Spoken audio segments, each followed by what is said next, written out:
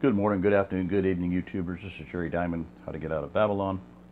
Um, I've kind of been enjoying, not kind of been enjoying, I've really been enjoying some of the research I've been doing. Like I said, I'm glad I didn't, I'm glad Flat Earth didn't come out before I got divorced because I probably would be dead, if they didn't release it to the general public, you know.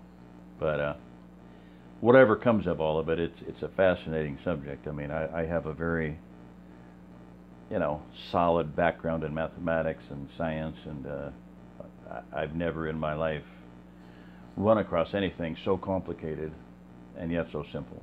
So, anyway, this channel here, ODD Reality, he's a awesome young man, and he's like Dave Murphy, allegedly.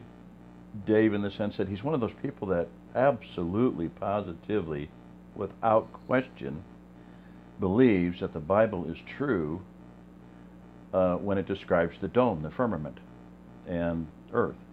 That the Hebrew cosmology presented in the Bible, and Bible scholars admit, the Bible teaches flat earth. Unless you're a creationist like Ken Ham and Kent Hovind and are completely dishonest with the facts. Logos Bible Software presents the fact that the Bible teaches a flat earth. They don't believe it.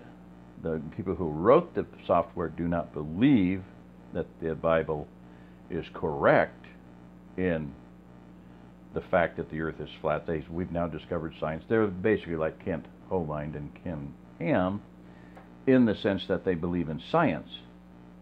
However, they're at least honest enough to say the Bible absolutely, without question, teaches a firmament, a dome, and a flat earth. So ODD Reality is one of those kids. Not a believer. I wouldn't classify him. I don't think he would classify himself as a believer, a Christian in any sense of the word. Allegedly, Dave, I don't think is that. Dave was an atheist for 40 years, and when he started studying flat earth, started to debunk it, and he's like, wow, this is what the Bible teaches. There must be a God in the heavens. Now, these people believe that God exists and that he's a creator God, et cetera, but they're not believers in, as most of us would consider them. All right, anyway, this is just a quick little video, 2 minutes, but Buzz Aldrin, this is pretty cool. Do you want to know a secret? Do you promise not to tell? Whoa, whoa. Why has nobody been to the moon in such a long time? That's not an 8-year-old's question. That's my question. I want to know, but I think I know. Because we didn't go there, and that's the way it happened. And if it didn't happen, it's nice to know why it didn't happen, so in the future, if we want to keep doing something, we need to know why something stopped in the past that we wanted to keep it going.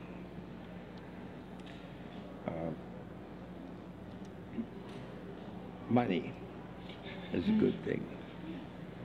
If you want to buy new things, new rockets, instead of keep doing the same thing over, then it's going to cost more money.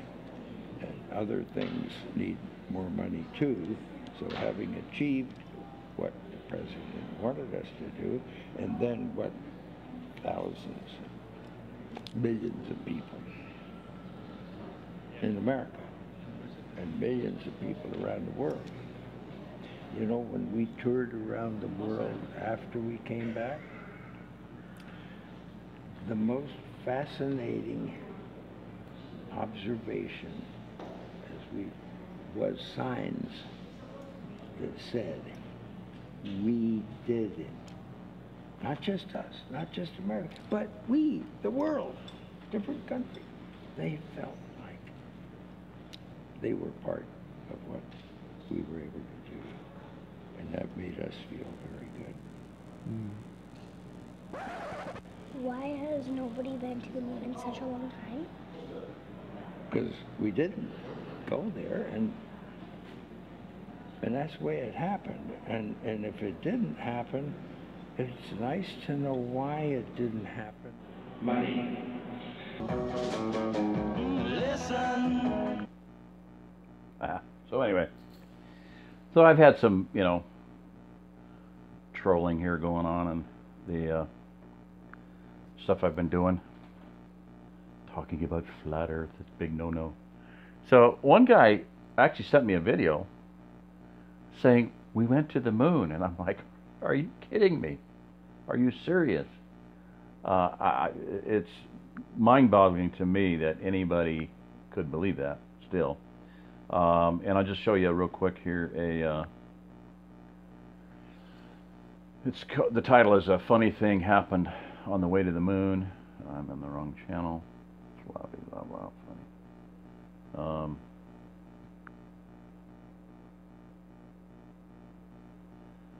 So, a funny thing happened on the way to the moon. There's several different versions of it, or things of it. But Bart Sibrel was a guy that went around to a lot of NASA astronauts,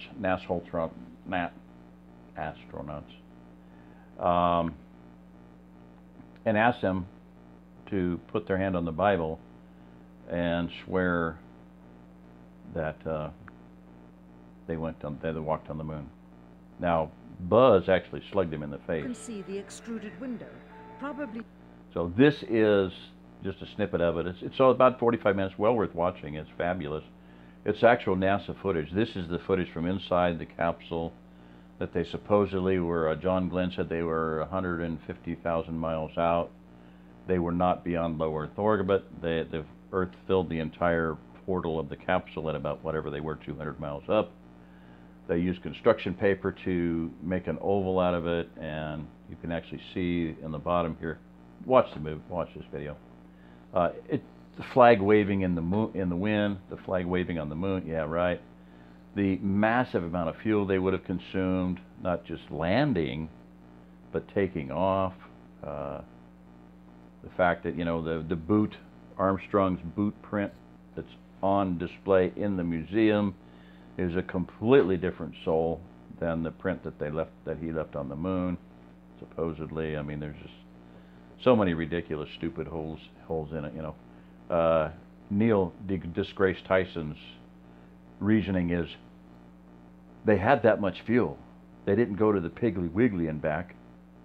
Oh, they had all this fuel, so they must have used it to go somewhere. Yeah, right. How much fuel did that little tiny... there's just so many holes in it. Look at the capsule and where they were in the capsule. How did they get from the capsule through the engines and all the fuel to get into the lunar lander? And where's the lunar lander, the part that left on the moon? Yeah. Anyway, the biggest problem with it is really there's the simplest, stupidest, most brain dead thing is, and this is really simple. I can do it like this. You look at the moon. Like I said, take some time and look at the moon, and you'll see that there's like a rabbit. There's a big round place, and then there's two big places that come out from it. Okay, kind of like that. Okay, that's kind of rough, but and it rolls. Look at the moon when it's coming up, and take a picture of it, and it'll roll, and it goes up through the night.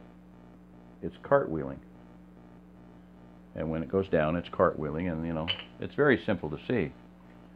The fact of the matter is that face is always the face that faces the Earth. It's not rotating, not spinning on no axis. It's rotating like a wheel. That means that when they landed here, the Earth is always in view directly overhead. The Earth would have filled the sky. It never would have been this Earth rising. Oh, look at the Earth rise. There's just so many holes with the whole scenario. It's ridiculous. Not to mention the fact that from the moon, if you look at NASA photos of the moon, of course, Rob Skiba, look up Rob Skiba. You go to Photoshop, you set the controls, the filters, and you bring it over. They didn't know we'd have this technology. Everybody on Earth right now can download Photoshop, put on the computer, set the controls, and see that the moon is taped in. you can literally see that that picture of the moon looks kind of like that as it's rising over the horizon on the moon. Earthrise, as they call it. Bullshit. Complete and total stupid, impossible bullshit that never could possibly happen. But it's going to be directly overhead. It's going to fill the entire sky directly overhead. The moon, the face of the moon is always facing the Earth. All right. Second issue is that little teeny tiny moon on the horizon there, from the Apollo being on the moon supposedly, that's from 250,000 miles away, right? Do you remember Epic Deceiver? EPC, you know, deep space satellite? 1 million miles away. How much is 1 million compared to 250,000? 4 times farther. Okay, so now from the Earth being a little tiny blob like this, from 250,000 miles away, but from 1 million miles away, the Earth is like 16 times larger. Case closed. NASA lies. That's all they do is lie. There's nothing that they have ever presented to you or me that's been the truth, I don't think. You know, the only thing that they have ever sent to space is your imagination, our imagination. That's the only thing they've ever sent to space. There is no outer space. The firmament's up there. They know it. They're just playing a game, control of the masses. There is no God up there. So, all right, that's it. So look up A Funny Thing Happened on the Way to the Moon. That's my little introduction to it. Bart Sabrell. You go to his channel, and he's got all kinds of other stuff. But he's like I said, he's the one that was the best. You know, well, he's the one that went around all. He tried to. You can see it. Almost every single astronaut, he tried to get them to admit that they lied, or to put their hand on the Bible and swear. And I don't think a single one of them. I don't remember that. I haven't looked. You know, it's been a while since I've watched that, but I don't think any of them did it. So, all right, that's it. This is Jerry Diamond. If you listen to this, you are the remnant. But a funny thing happened on the way to the moon. There you go. Watch that. It's a good video. That was. I wish I could get that to freeze right there. You know. Anyway, and look up ODD TV. It's good stuff. Really, really good content. Just super good stuff. A lot of music. There you go. A lot of music. So, and there's a shout out for these guys too. So, I'll put that up there, and maybe that'll pick that up as a thumbnail. Who knows? Maybe someday I'll be able to fix up my thumbnails. Who knows? All right. See ya. Bye bye. And you poor trolls out there, you know, I mean, you know, some of you are intelligent enough to actually carry on a conversation, and that's cool, and I don't mind that. But the ones that are just, you can't even practically finish a sentence, and you got to use bad language, and your channel is nothing but games. You know, like, are you in your mommy's basement still? Are you one of those gamers that, you know, you eat pizza and that's about all you eat, and you pick up a piece of pizza but it's the wrong piece out of the last week's box, and it's covered, and you're sitting there eating it, it has covered with cockroaches, and you don't realize it for 20 minutes, and you suddenly realize you've eaten 15 cockroaches? You know, I mean, you guys are not even living in reality. Watch this video here. You're the character that told me to watch your video. You watch a video about the moon. There is no wind on the moon. Sorry. Oh, and by the way, let me do this for you. A little extra here before I sign off. Just for the character Kraz-Taz, or whatever the heck his name is. Somebody found a nice old clip of training. You know, NASA training, and in it, it's talking about the capability of man with fully developed, you know, a normal human being with, you know, good muscles, what they would be able to do in 1/6 gravity. Well, it would stand to reason that somebody with that's in good shape in 1/6 gravity would be able to jump about 6 times as high, would it not? And so they knew this. And in the close to zero atmosphere, okay, there's no wind resistance. In other words, you know, you're not fighting wind, you're not fighting gravity. You should be able to jump about 20 feet. You know, and look at the guys today that can jump quite high, basketball players and whatever. So anyway, that's another huge factor that it ain't coming up here. So look up that video. I'll find it for you and put the link on here. And I apologize for not. I just thought crossed my mind. I'm like, well, you know, that would be a really good one to throw in there. The Red Bull stuff. Oh my gosh. Another guy told me to watch Red Bull. Yeah, you see this number of screenshots there? That's just from the Red Bull thing. There are so many freaking gigantic, gaping, stupid, retarded holes in that scenario, claptrap. You know, and I don't know why. You know, if it was Hollywood, they would do a good job. That's the thing that I don't get. Why don't they just do a good job? Hire, you know, enough people to proofread. You know, it's like they're putting out third grade, you know, rated stuff and trying to sell it to people that have gone to college, for crying out loud. I mean, doggone. There it is. Okay. So here is Busting Ball Earth Nuts, Part 7. So Mr. Kazraz, whatever your name is, this is going to bust your balls. Okay. Film serial L-812. This is old training video at NASA's Langley, Virginia Research Center. Boom. This is a guy, he jumps from the ground up onto this about elevated platform that is about, I don't know, about 4 feet, 5 feet off the ground. And then from there, he's standing on that elevated platform and jumps up about 20 or 30 feet up in the air. Well, 15 or 20 feet. You can watch the video. Pressurized internal area airlock. You have never seen, and you will never see, an astronaut going into an airlock and decompressing. You see it in Hollywood. Hollywood could manage it. I don't understand that. Why? You know, you see it in Aliens with Sigourney Weaver. You know, you see it in Arnold Schwarzenegger, various movies. You know, Hollywood can fake it, and they do a good job of it. NASA has never bothered to try to fake going into an airlock. They've never shown an astronaut leaving the pressurized area, putting on the spacesuit, entering the airlock, and going into the vacuum of space in a single uncut shot. I wonder why. There's a problem of the fourth wall.